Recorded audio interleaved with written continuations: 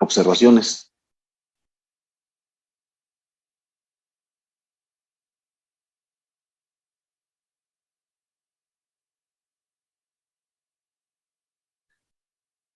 ¿No? ¿Nada?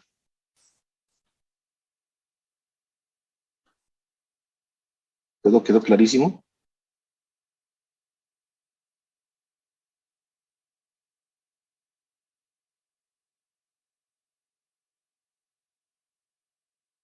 Ya ni están poniendo atención en esto, ya.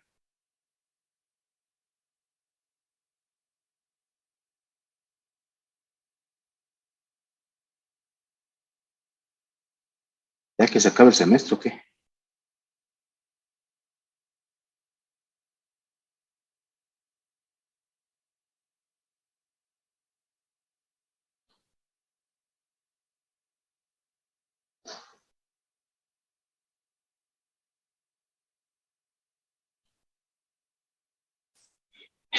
Espérenme, contéstenme, muchachos. Díganme por lo menos no, sí.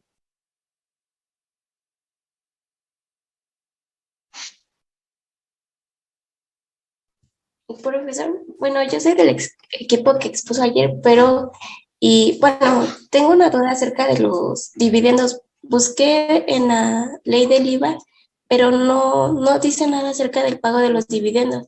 Entonces me queda duda si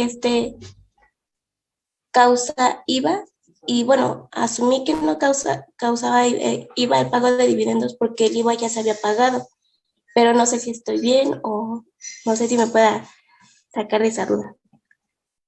Claro, sí, ahorita lo comento. Este, para que quede claro. Sí, con gusto, Jacqueline. Bueno, en vista de que no hay comentarios adicionales, a ver. En el equipo 4 tengo algunos puntos. En el primer tema, en el del aval, está bien aterrizado, de acuerdo a la definición de tanto ley mexicana como el propio tratado. Cuando una persona funge como aval, se va a considerar interés, esa es la propia definición, entonces eso no hay ningún problema.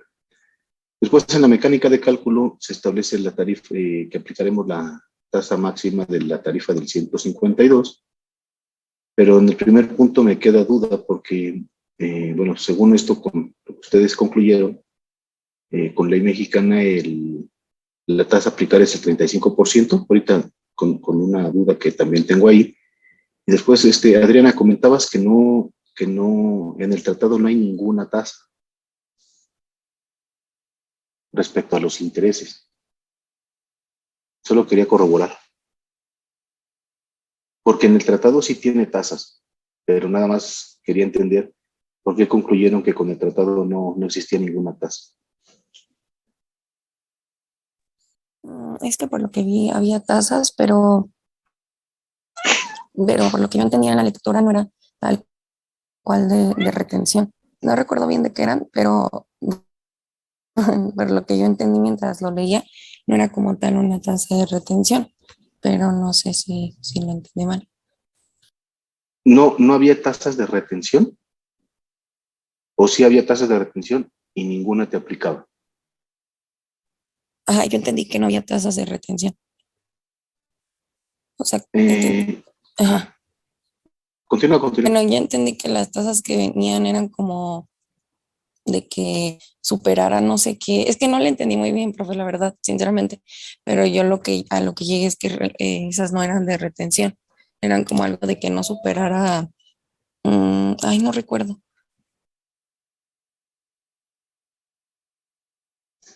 Ok, bueno, el tratado sí tiene tasas, y es un poquito como la ley mexicana, que de repente dice tasas bancarias o tasas con algún intermediario financiero, y después te maneja, si no estás dentro de alguno de los otros supuestos, pues te aplicará la siguiente, ¿no? Entonces, el tratado tiene también algunos ejemplos de tasas, en cuanto a la aplicación del propio tratado. Y regresándome a la mecánica que aplicaron, Gibran, vi que le aplicabas la tarifa del 152 al monto del aval. Nada más quería entender también por qué se le aplicaba la tarifa.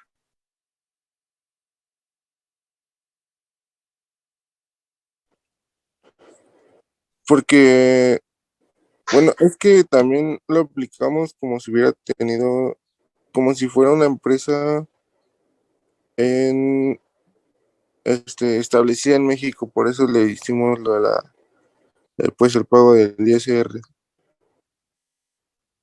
Ajá, No sé pero las si me tarifas explico. son para personas físicas. Ah, ok, bueno, tal vez lo interpretamos mal. Bueno, es que en el artículo 166 es donde dice que se aplicará la tarifa del 152 Ajá. y por eso nos guiamos sobre bueno, la única tarifa es sobre, eh, bueno, la de la tabla, ¿no? Cuando expliqué sobre el tema de los tratados, ¿estuviste en clase? No, ¿verdad? No, no, profe. Sí, casi no te ubico. Este, justo, bueno, a ver, primero, Mauricio, ¿quieres comentar algo?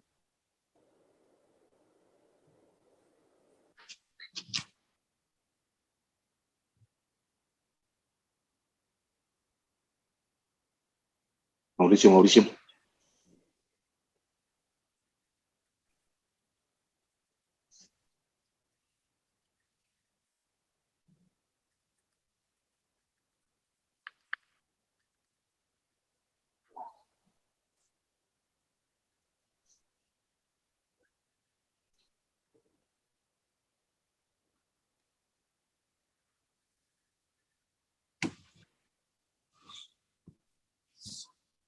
Ok. Habemos hechos para que no se les olvide. La mecánica que establece cuando nos hace referencia al artículo 152, que es la tarifa de la declaración anual, ya lo había explicado, nos hace referencia a la tasa, pero no dice que apliquemos la tarifa. Entonces, la mecánica del artículo lo que hace es llevarnos simplemente al que apliquemos la tasa del 35%, pero no es que le tengamos que aplicar la mecánica de la tarifa de ajustarle el límite inferior, excedente, tasa y luego sumarle la cuota fija. Entonces, nada más es para referencia sobre la tasa máxima que aparece en esta tarifa y es el 35%, ¿sale? No se les olvide. Yo lo había explicado, pero me llama la atención que tampoco cuando revisaron en estricto sentido en el equipo el material, a nadie le saltó. Entonces, Gibran, no se aplica la tarifa, lo único que hace es la referencia a la tasa máxima, ¿sale? En cuanto al tema del IVA, Sí, profe. hablaste que era el artículo 15, fracción 1. Eh, Nada más también entender por qué el artículo 15 y la fracción 1. Porque después concluyes, bueno, más bien, ya me quedó un poco de duda. Porque entendí, o por lo menos así lo anoté, que si es artículo 15, fracción 1,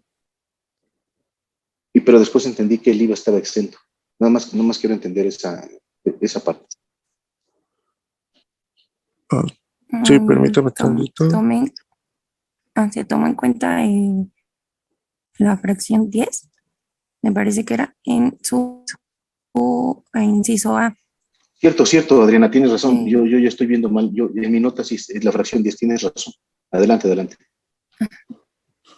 y se consideró debido a que, bueno, inciso, perdón, nos habla que, por ejemplo, el prestador de servicio, en este caso quisimos como tomar en cuenta como que Estados Unidos pues está prestando justo este servicio de aval, ¿no? Y nos menciona que cuando este prestador de servicios no tenga la obligación de pagar dicho impuesto, es decir, el IVA. Entonces, pues bueno, Estados Unidos al no estar dentro de la República, pues no tiene esta obligación y por eso lo tomamos en cuenta ahí. No sé si sea correcto.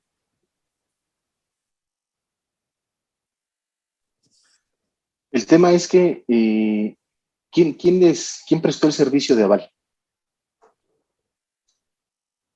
Estados Unidos. Y entonces, ¿Estados Unidos es residente o la empresa de Estados Unidos es residente en México? No, Si no es residente en México, entonces, ¿qué tendrías que hacer? ¿O cómo deberíamos de calificar la operación?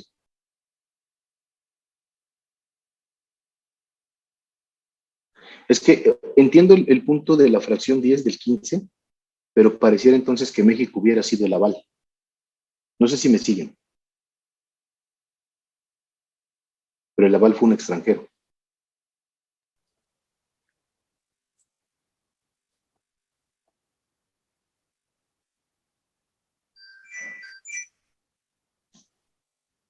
¿Sí? ¿Sí me siguen? sí, Entonces, ¿qué aplicaríamos?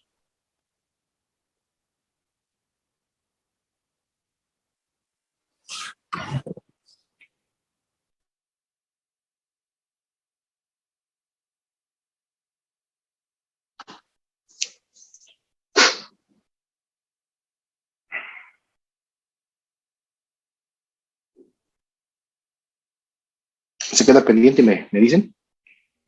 Pero avísenme. Les digo que que no se me este, vaya a mí el avión.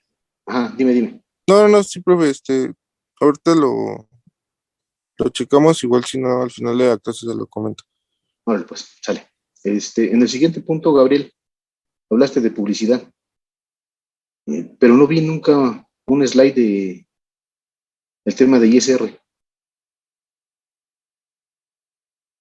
Lo comentaste, pero no sé si no hiciste slide o no hicieron slide, no sé. O no lo pasaron cuando estabas exponiendo. Sí, es que primero encontré lo del convenio, que no, no encontré nada en el convenio, ya después dije, pues creo que ya es todo, y después me surgió la duda que si no busqué bien en la ley de ICR, y ya cuando fue la madrugada ahora sí que del lunes, pues ya encontré lo del artículo 167, y ya no me dio tiempo de agregar la diapositiva porque ya se las habían mandado. Entonces, fue un pequeño error mío de no buscar bien, profesor.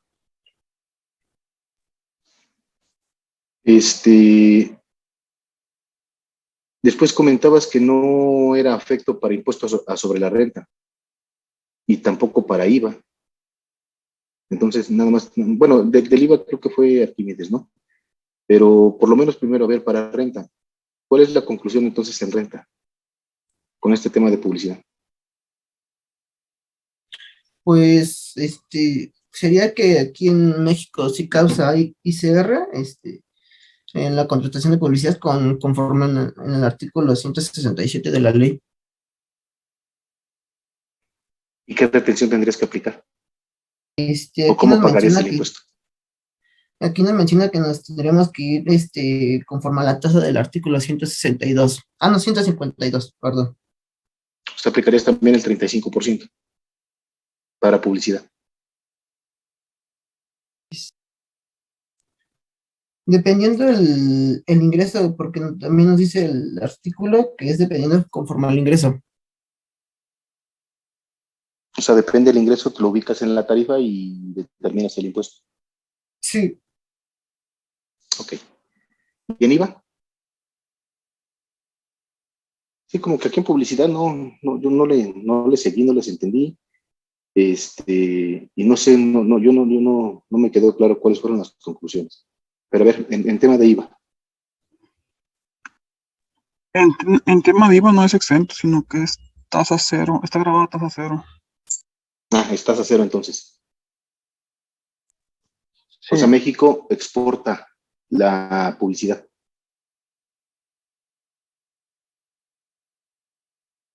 Ah,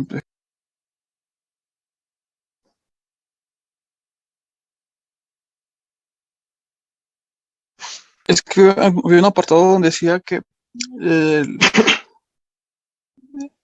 ¿cómo se llama? Del extranjero con residentes permanentes en el país.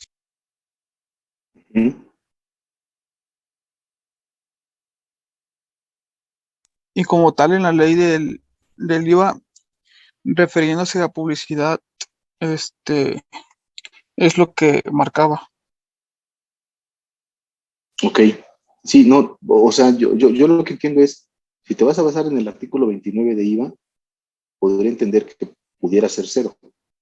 El tema que México no hizo la publicidad, a México le prestaron el servicio de publicidad.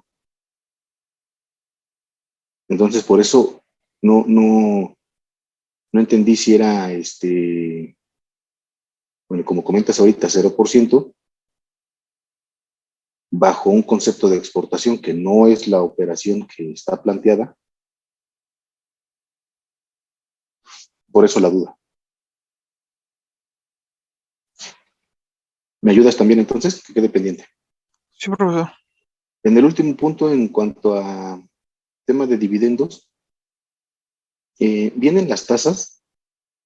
Bueno, obviamente el 164 de la ley de renta habla de una retención del 10% por ley mexicana. Y en todos los tratados lo que concluyeron es que en el caso de Alemania, Estados Unidos, era el 5%. Holanda también concluyeron que era el 5% y Panamá 7,5%. En todos estoy de acuerdo excepto en Holanda. En Holanda les había comentado que faltaba revisar, o que cuando revisaran el tema de los tratados había que revisar una cosa que se llama el protocolo. Esta cosa del protocolo se refiere a es solo ejemplo, pareciera como si fuera un tipo reglamento de lo que es el propio tratado.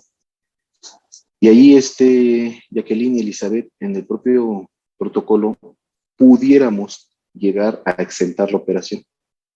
Entonces, con Holanda pudiera existir que no hubiera una retención de impuesto derivado o de acuerdo con la propia referencia del protocolo, ¿sale?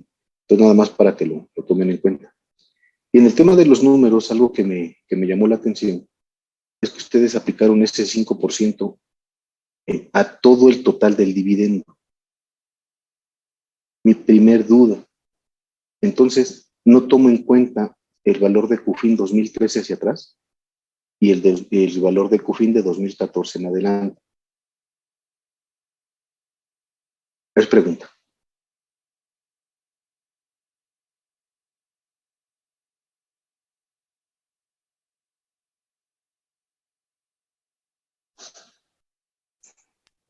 Bueno, profe, es que yo lo entendí en el supuesto que bueno, el importe de 500,000 y el de 300,000 eran valores de la CUFIN. Entonces yo bueno, lo entendí así, que no nos dio como tal el importe del dividendo decretado o pagado. Fue por eso que, bueno, ya lo había hecho de que bueno, los 240,000 que salían eran provenientes de CUFIN y era lo que se le podía aplicar el 10%, pero ya bueno, eso con la tasa de la ley del ISR, pero ya con el tratado de cada país se le aplicaba el 5%, pero entonces estoy mal. Sí, o sea, hay un monto de dividendo que se paga y obviamente lo tienes que repartir con base a la participación accionaria. Y de allí tú repartes cuánto corresponde de CUFIN 13 y CUFIN 14. O sea, lo que quiero es, bueno, a ver, Elizabeth, ¿quieres comentar algo?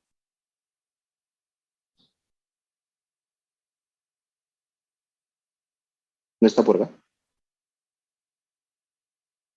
No, profe, es que tuve problemas con llegar temprano a la escuela y todavía no se puede conectar. Válgame Dios santo. Bueno, hay un monto de dividendo y ese dividendo pues hay que verificar si proviene del 13 o del 14 en adelante. Lo mismo que ya aprendimos desde el primer parcial o lo que revisamos, lo tienes que revisar igual para efecto de algún pago de un dividendo al extranjero.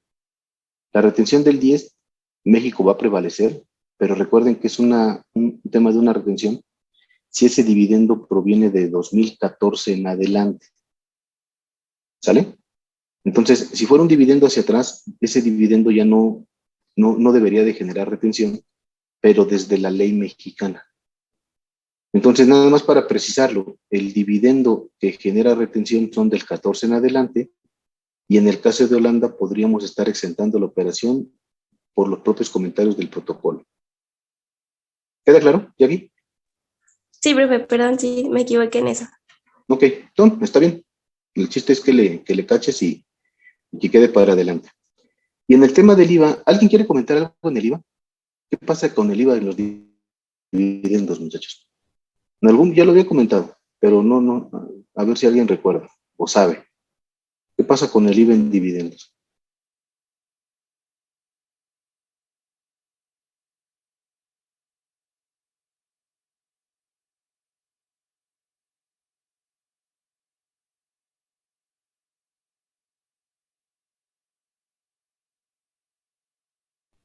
¿No? ¿Nadie? Según yo, no se genera como tal, ¿no? ¿Mandé? ¿Anaí? Según yo, no se genera como tal un IVA al Ujú. pagar dividendo. Así es. Pero ¿por qué no se genera, muchachos? Según el artículo 42,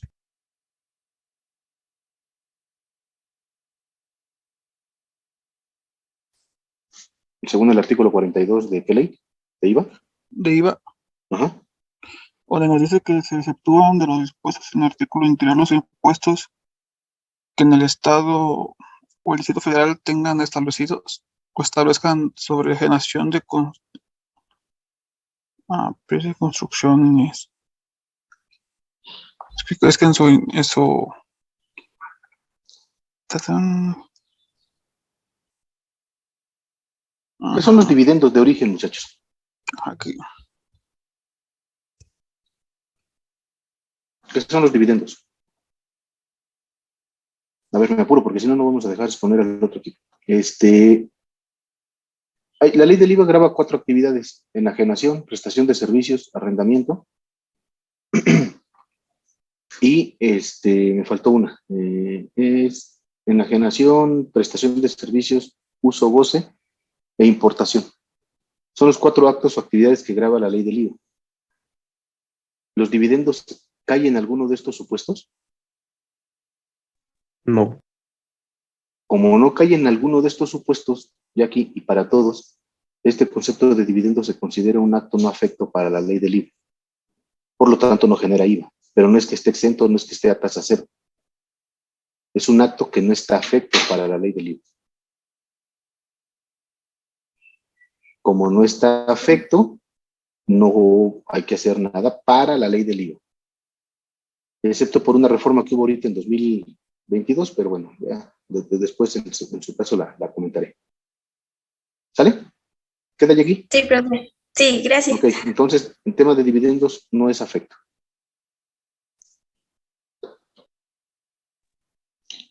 Bueno, si no hay algún otro comentario, que creo que ya ni va a haber, equipo 5, 20 minutos, si no terminan, obviamente no pasa nada, mañana le siguen. Los De escuchamos. acuerdo. Sí, Gracias.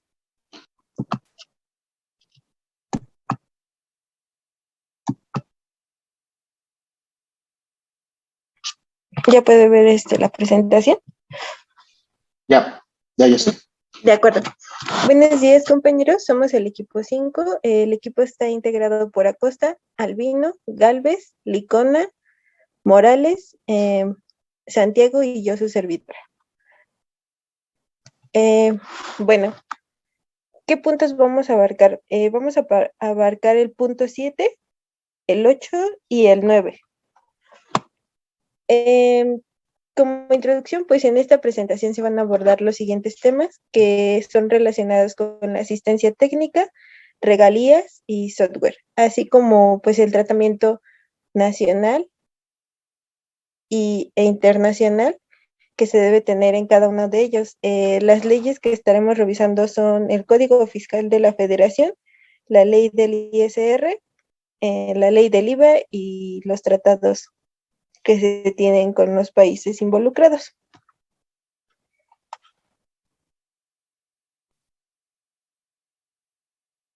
Ok, primer punto tenemos el caso 7. Panamá asesora en el funcionamiento de la planta en México. Esto bajo el concepto de asistencia técnica. El servicio es prestado en México por $220,000.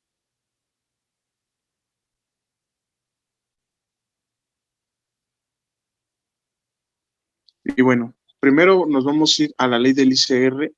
En el artículo 167 nos menciona que está hablando de la fuente de riqueza por regalías, asistencia técnica o publicidad, ¿no? Tratándose de ingresos por regalías, por asistencia técnica o publicidad, se considerará que la fuente de riqueza se encuentra en territorio nacional cuando los bienes o derechos por los cuales se pagan las regalías o la asistencia técnica se aprovechen en México.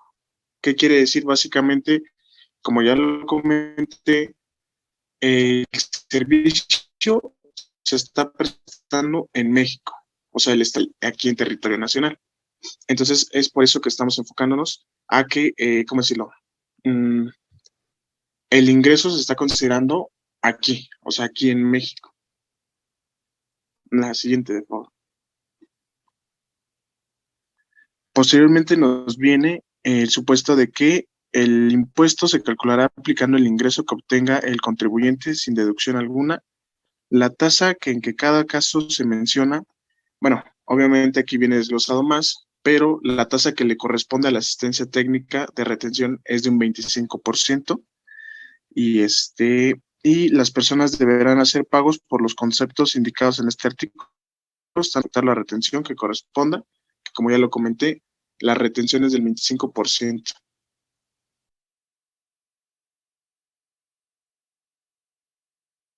Y como podremos ver, bueno, aquí se hizo, ¿cómo decirlo?, la conversión a pesos, o sea, de estos $220,000 por un tipo de cambio, se hizo una conversión a pesos y obviamente se le aplicó la tasa de retención y se va a pagar, bueno, y quedaría un ICR a pagar.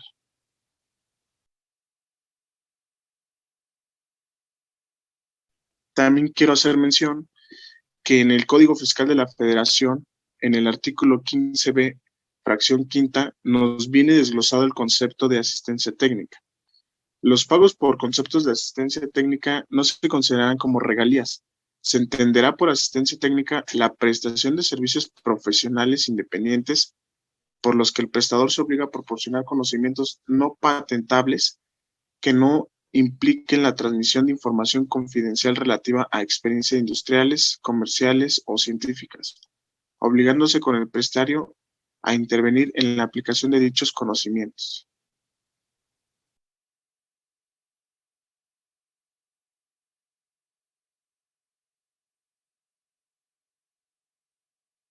Que bueno, básicamente se entiende que esto es una prestación de servicios, básicamente. Y bueno, en cuestión de IVA para este caso, bueno, como ya les mencionó mi compañero, se va a considerar como asistencia técnica, se va a considerar como servicio independiente. Entonces nos fuimos primero al artículo 24. Bueno, voy a empezar con el 24 y luego me paso al 14, que nos dice que para efectos de la ley se considera importación de bienes o servicios la adquisición por personas residentes en el país de bienes intangibles enajenados por personas no residentes en él, el uso o goce temporal en territorio nacional de bienes intangibles proporcionados por personas no residentes en el país y el aprovechamiento en territorio nacional de los servicios a que se refiere el artículo 14 cuando se presten por no residentes en el país.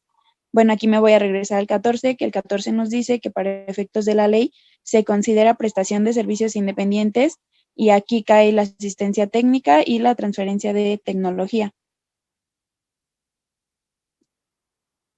De ahí nos pasamos al artículo 26, que nos dice cuándo se considera la importación de bienes o servicios, y nos dice que tratándose de los casos previstos en las fracciones 2 a la cuarta, bueno, la segunda a la cuarta del artículo 24, que es el que nos habla de importaciones, en el momento en el que se pague efectivamente la contraprestación. Cuando se pacten contraprestaciones periódicas, se atenderá el momento en el que se pague cada contraprestación, y en el caso de aprovechamiento en territorio nacional de servicios prestados por no residentes en el país, en el momento en el que se pague efectivamente la contraprestación. Bueno, de aquí nosotros encontramos un artículo en el reglamento que igual pues nos habla sobre sobre el acreditamiento, y nos dice que para los efectos de lo dispuesto en el artículo 24, que como ya les mencioné habla sobre las importaciones, los contribuyentes que importan bienes intangibles o servicios por los que se deba pagar el impuesto podrán efectuar el acreditamiento en los términos de la ley en la misma declaración de pago mensual a que correspondan dichas importaciones. Bueno, esto ya no lo había mencionado el maestro, alguna vez nos puso un ejemplo, no sé si recuerden, que esto se le conoce también, bueno, yo lo leí como IVA virtual, que tienen como un efecto cero, o sea, lo mismo que tú vas a pagar, el IVA que se causa es el mismo que puedes acreditar. En este caso, pues, con base en nuestro ejercicio, yo ya aquí lo convertí a pesos mexicanos y tenemos la base de 185,879. Como es una importación, pues sí causa IVA y el IVA causado es de 29,741. Entonces, como el reglamento nos dice, este mismo IVA es el que podemos acreditar, pues obviamente por la misma cantidad, entonces tenemos pues un efecto cero, o sea, hay un IVA a pagar de cero.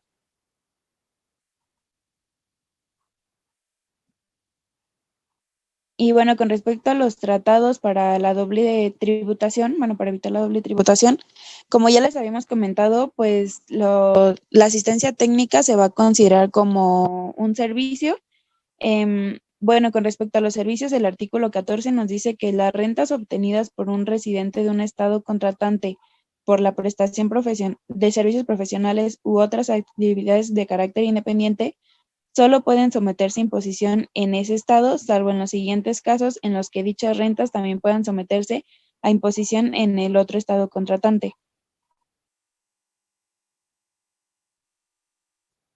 Bueno, estos son los dos casos. El primero es si tiene un establecimiento permanente disponible o regularmente en el otro estado contratante con el propósito de realizar sus actividades, o si su permanencia en el otro estado contratante es por un periodo o periodos que excedan en su conjunto de 60 días en cualquier periodo de 12 meses, que inicie o termine en el año fiscal correspondiente.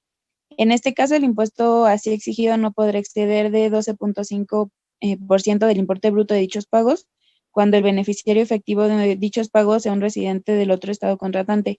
Bueno, en este caso, nuestro ejercicio pues no cae en ninguno de estos dos supuestos, ya que dice que se le presta el servicio a México, más no que Panamá tiene permanencia aquí en el país.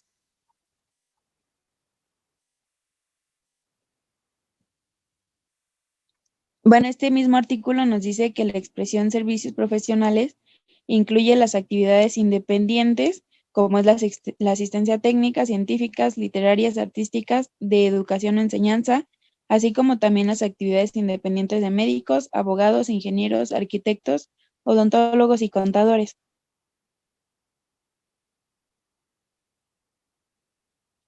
También nosotros en un artículo leímos que en el caso de la asistencia técnica, se puede, bueno, cae en este supuesto de beneficios empresariales, que nos dice que los beneficios de una empresa, de un estado contratante, solamente pueden someterse a imposición en ese estado, a no ser que la empresa realice actividades empresariales en el otro estado contratante por medio de un establecimiento permanente situado en él.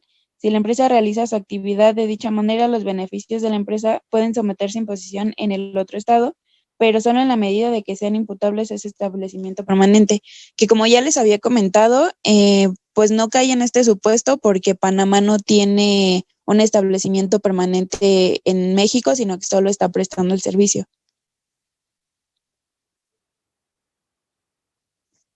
Y ya por último de este caso, encontramos relación en la resolución miscelánea que en la regla 2.1.35, la aplicación estandarizada o estándar para los efectos de los tratados, para evitar la doble tributación. No se considera aplicación estandarizada o estándar aquella especial o específica. Para estos efectos se entiende por la aplicación especial o específica cualquiera de los siguientes: aquella diseñada, desarrollada o fabricada exclusivamente para un usuario o un grupo de usuarios.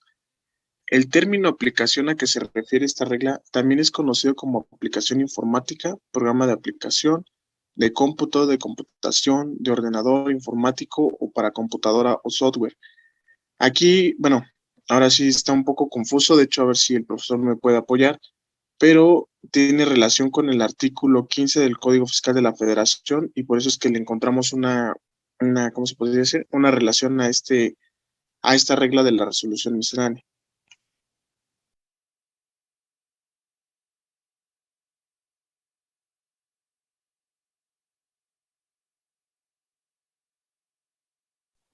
Si quieren, síguele, Brandon, y lo comentamos ya cuando, Sí. cuando les diga yo mis puntos, ¿sale?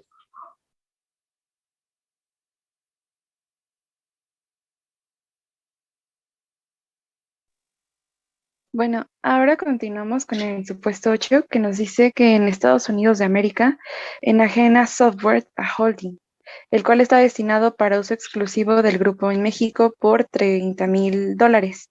Y para entender un poco más su tratamiento fiscal, me gustaría comenzar a explicarles que los pagos por concepto de licenciamiento de software también son considerados como regalías, ya que el software constituye un derecho de autor y el Comité Fiscal de la OCDE lo describe como un programa o una serie de programas conteniendo instrucciones para una computadora, requeridas ya para procedimientos operacionales de la computadora misma, es decir, para software operacional o para otros procesos que serían software aplicado.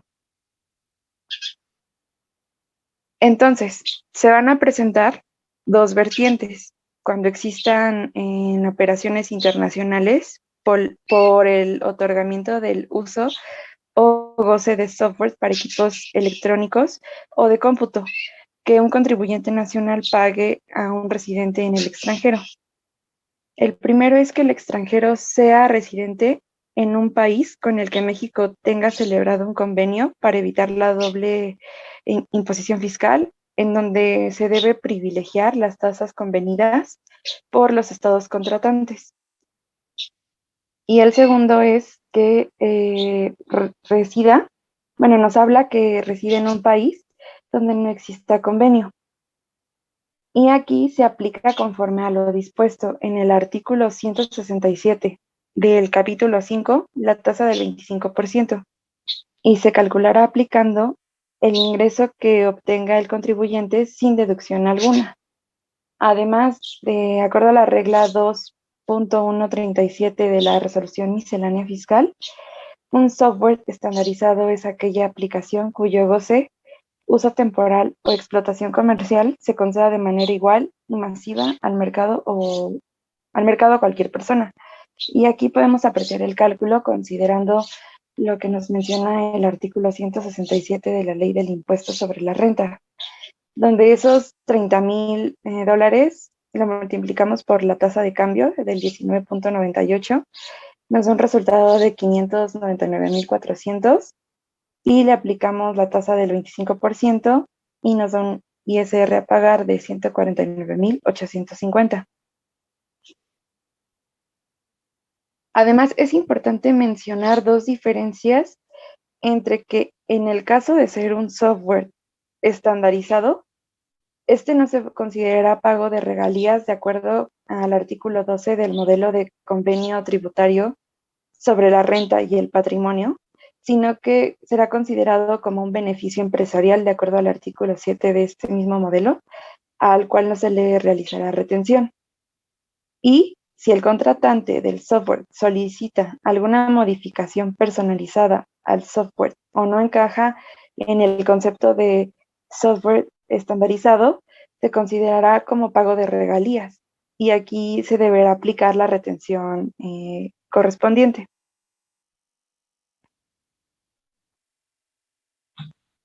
Ahora hablaremos sobre el convenio entre el gobierno de los Estados Unidos mexicanos y el gobierno de los Estados Unidos de América para evitar la doble tributación. Y aquí nos hace mención en el artículo 12, fracción 2 de este convenio, hay una mención con respecto a que las regalías pueden también someterse a imposición en el estado contratante del que procedan y de acuerdo con la legislación de este estado. Pero si el beneficiario efectivo es residente del otro estado contratante, el impuesto exigido no excederá del 10% del importe bruto de las regalías. Y aquí está el cálculo. en donde de nuevo consideramos los $30,000 por el tipo de cambio 19.98. Nos da una base de 599,400 por la tasa del 10%. Y tenemos de resultado 59,940 como base al impuesto exigido.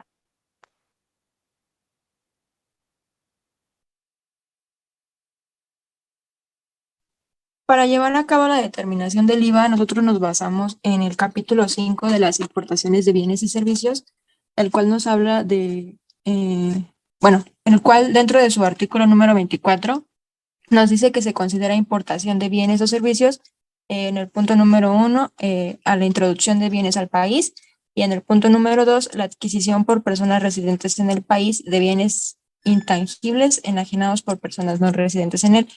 Nuestro supuesto estaría entrando en este segundo punto, ya que lo consideramos como un bien intangible.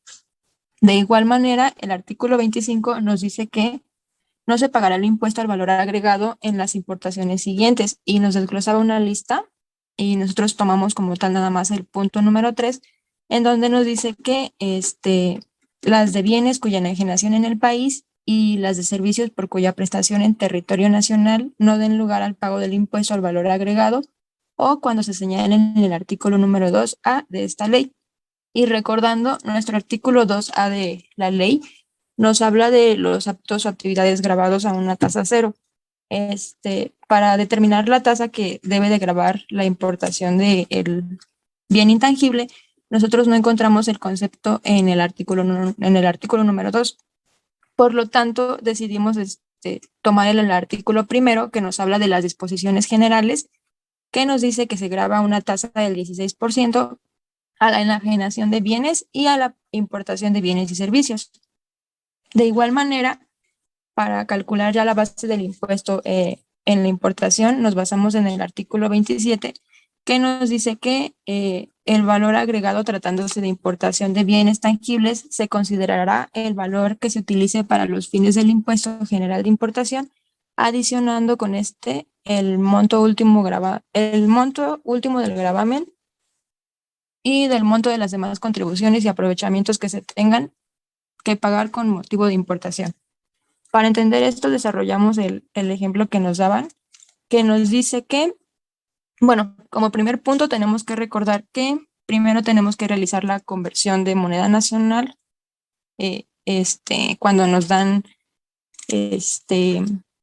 alguna moneda extranjera. En este caso, el ejemplo nos dice que nos dan $30,000, el cual los multiplicamos por el tipo de cambio, que es 19.98, y obtenemos nuestra base, que son los 599,400, multiplicados por la tasa del 16%, y nos da el IVA causado por importación de 95,400.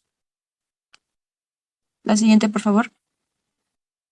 Y recordando la primera parte que les comenté que lo tomamos como un activo intangible, el artículo 50 del reglamento nos dice que para efectos de lo dispuesto en el artículo 24 de la ley, los contribuyentes que importen bienes intangibles o servicios por los que se deban pagar el impuesto podrán efectuar el acreditamiento de los términos de la ley en la misma declaración del pago mensual a que corresponden dichas importaciones.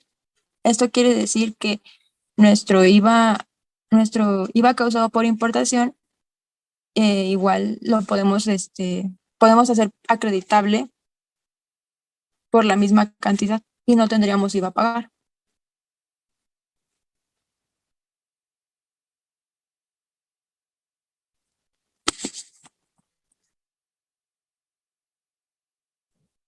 En el supuesto número 9, nos dice que Panamá le cobra a México distribución al uso de las imágenes de sus productos por un monto de $50,000. En el artículo 12 de regalías, ¿me escuchas?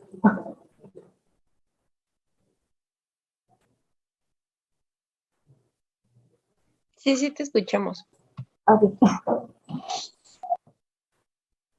En el artículo 12 del Tratado con Panamá nos menciona que las regalías son el uso de la concesión de uso de cualquier patente, marca comercial, diseño, modelo, plano, entre cuales también nos menciona que encontramos la recepción de los derechos a recibir imágenes visuales o sonidos, lo cual conlleva al problema que nos está mencionando.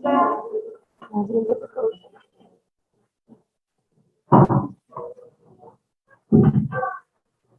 Bien, bueno, en la primera fracción nos menciona que las regalías son procedentes de un estado contratante y si cuyo beneficiario efectivo sea un residente del otro estado contratante, pueden someterse a imposición en ese otro estado. En el artículo 2 nos menciona cuál será la tasa que tendremos que realizar conforme al tratado, el cual no podrá exceder del 10% del importe bruto de los cánones o las regalías. El siguiente. Bueno, ese es el cálculo, según con lo que se ha explicado en la ley del ICR, nos menciona que para regalías se va un 25% del cálculo será para un tratado del 10%. El importe será por $50,000 y el tipo de cambio lo tenemos por 19.89, teniendo un monto total de 994,500 por la tasa del 10% nos da un ICR de 99,450. Al contrario de que lo calculamos con el importe de la tasa de la ley del ICR, nos da un total de 248,625.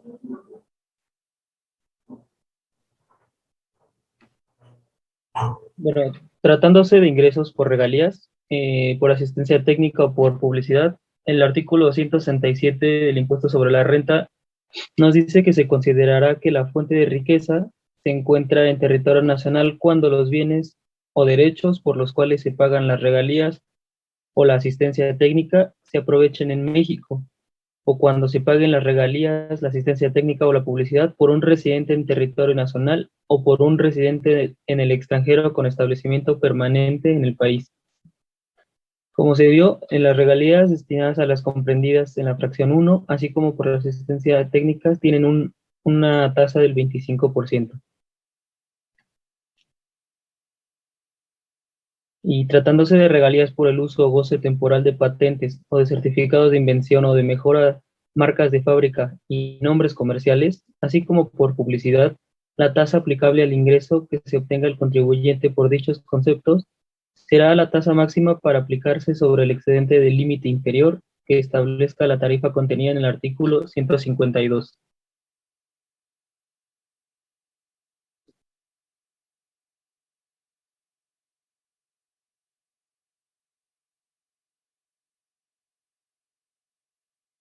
Bueno, ya nada más como conclusiones,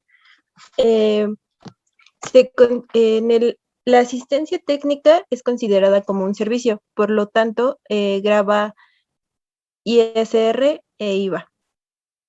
En el software también es considerada como una regalía, por lo que también se le aplica el artículo 167 de la ley del ISR con una tasa del 25%, le aplica un convenio que se tiene del 10% y la ley del IVA. No sé si tengan alguna duda o alguna pregunta.